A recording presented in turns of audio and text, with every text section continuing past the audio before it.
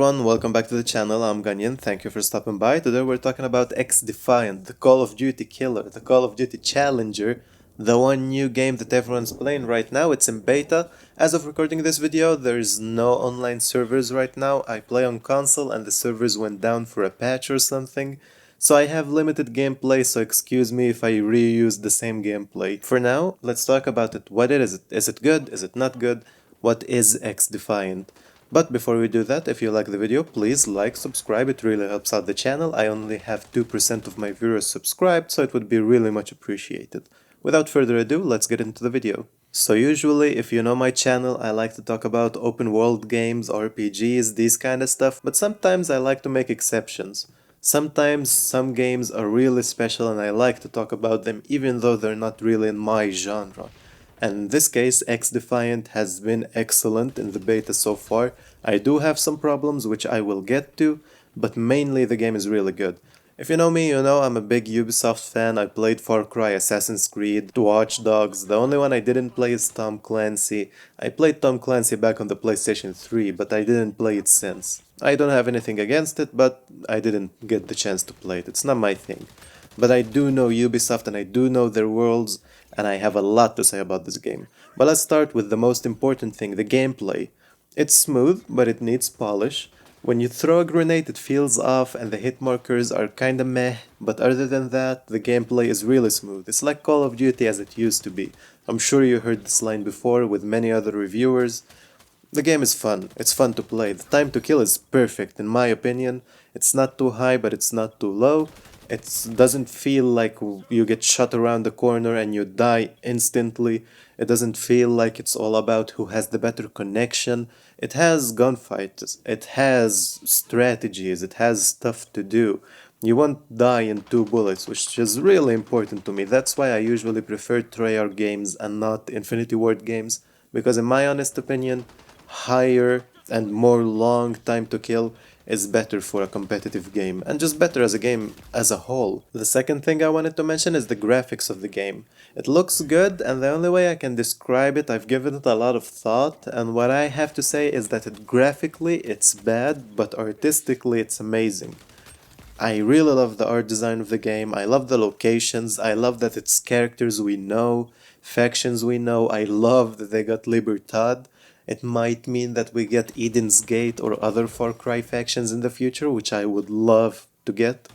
It just means that the characters are fun. The characters are characters we know, factions we know. And the art design of the maps also fits those characters and those worlds. And it makes it fun to just experience. It's vibrant, it's fun, it's kinda like a Treyarch Call of Duty game. It has color.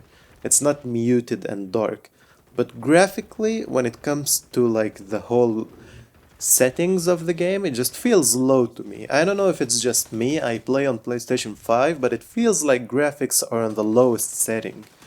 I don't know, something feels weird with it. I'm sure it will be fixed because it's just the beta and the game is releasing at the end of the year, which gives them like 6 months of work. So I'm sure it will be fixed by then, but for now, the game feels kinda off. Something is off with the game settings as a whole, but artistically and like the look of the game, the feel of it is amazing. I love it. Speaking of the factions and the characters, I just want to mention that they add a lot of variety to the game. Each faction has multiple characters you can choose to play as. The character itself doesn't mean anything, it's just a cosmetic. Each faction has 2 different unique abilities. So Libertad, for example, has an AoE heal thing, which is really broken right now. It keeps healing you even if you're getting shot, which just means infinite health. And the second gadget they have is like a little healing grenade that adds 20% to your health. So you can choose between the 2 gadgets when you play as Libertad. The character itself is only a cosmetic, the gadget is what you choose. And each faction has an ultimate. So you get the ultimate by killing people. That's the main thing that's different than, I don't know, Black Ops 3 or games like it. You don't get the ultimate by just playing the game. You get it only for killing people and capturing objectives. It's basically a kill streak. If your problem with games other than Call of Duty is that they don't have kill streaks, well, this is it. You kill people. If you kill more without dying, it means your ultimate will charge faster. and then you get to use it. It's like a kill streak basically. So each faction has 2 gadgets to choose from and 1 ultimate, and that's the difference between each faction. And they really add a lot of variety. It makes the game feel like it has a lot more personality. My main problem with Call of Duty Cold War was that the matches felt very much similar. The difference between one match and the other didn't really feel that much of a difference. It felt like every match just kind of meshes into each other, and it feels like you're playing the same people, the same matches, the same guns. It just felt kind of boring.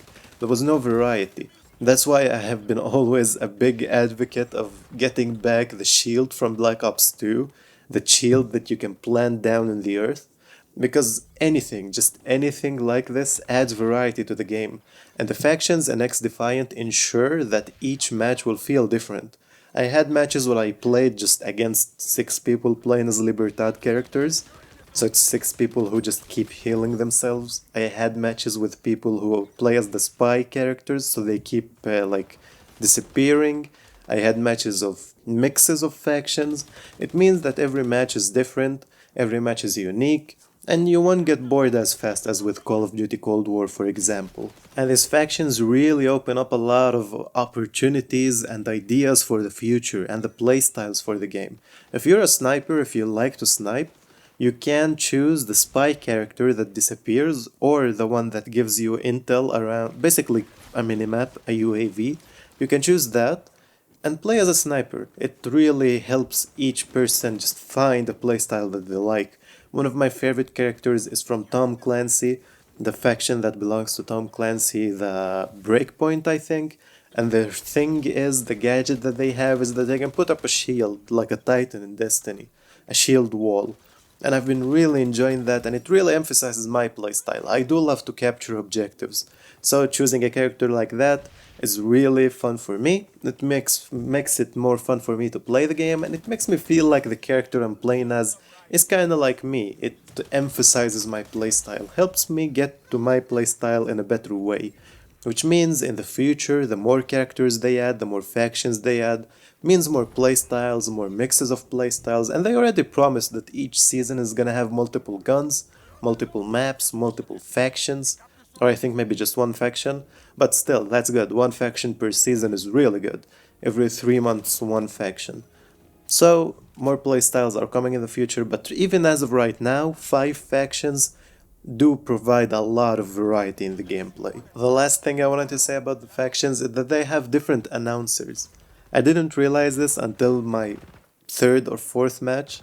Each faction, depending on which faction you play as, has a different announcer. If you play as Libertad, you get to hear Juan Cortez from Far Cry 6, and he's the announcer. It's a really little detail, but Call of Duty used to sell these for money. I remember buying announcers in Call of Duty Infinite Warfare for money. This one gives it for you for free, for just choosing the faction. I just wanted to point that out because it's a really fun addition. Speaking of money and what you pay and what you get, the game is free to play, which means that more people get to enjoy it and there is no reason not to try it. The only thing you're losing is some of your time and the time it takes to download the game, which means a lot of people are gonna be playing this when it comes out. The player base isn't gonna die out anytime soon. It's not like Call of Duty where you buy the game and everyone moves on to the next one and then the player base is gone. This game is free, so it means there's gonna be a constant big number of players coming into the game every year, every month, every time anyone buys a new console. It means the longevity is there for the game, the player base is there for the game. It's not gonna be just hardcore tryhards who play this game, which they do play it, don't get me wrong.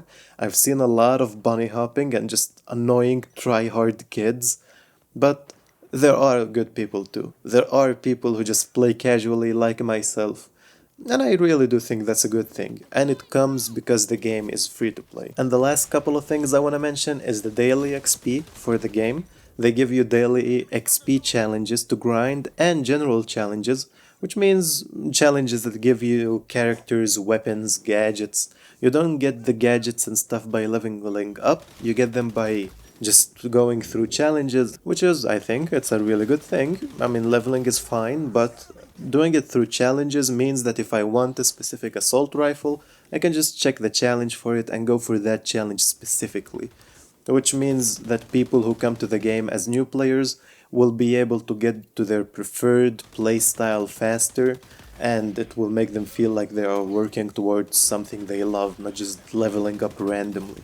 The second thing I wanted to talk about, which does connect to leveling, is that the prestige mode is back. Yesterday I was checking Twitter and the main lead developer guy posted that the game will have classic prestige mode that does not reset every season. It's like the good old days once again. You get to play the game, level up. When you want to prestige, you prestige. That's coming back, and it means more variety, more longevity, and just it's so obvious that these developers love Call of Duty and they just want to give us that but better.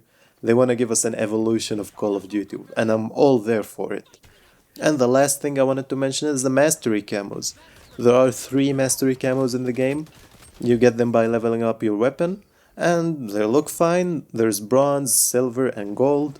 I would have rather had different skins for the weapons, like camos, like Call of Duty does. But since the game is free to play, I do understand it's probably gonna be for sale in the store. But I'm really happy that we get gold. That's all I wanted. Gold and silver.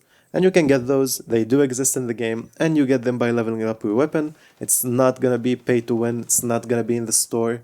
So that's a really big bonus for me. So, all in all, that's what I wanted to say about XDefiant. I had a lot to say about it, I know, and again, I'm sorry for reusing the gameplay. I can't get new gameplay because the servers are still down, but the game is fun. That's my point, it needs a lot of polish, but it's fun. I can see the potential. The potential is there, and I think that everyone else sees the potential too. If you see the online discourse around this game, it's really positive. Everyone is loving it. It feels like Call of Duty as it used to be. It feels like a game made for people like me, people who played Call of Duty back when Black Ops 2 was the big game, people who grew up with Call of Duty, not people who played it starting with Modern Warfare 2019. It's made for people like us. It's made for people who love the casual, fun gameplay style that isn't too hardcore. But the hardcore side does exist. And also there's no skill-based matchmaking. I didn't mention that. There's no skill-based matchmaking. It means each game is gonna be different. You're not gonna be put with tryhards if you play good enough. That's a really big bonus too. There's so much going on with this game and there's a lot of bonuses, and I do encourage you to check out the beta. It's gonna be going on until the 23rd, this upcoming Friday, but they're probably gonna extend it because they do have some server issues like I said.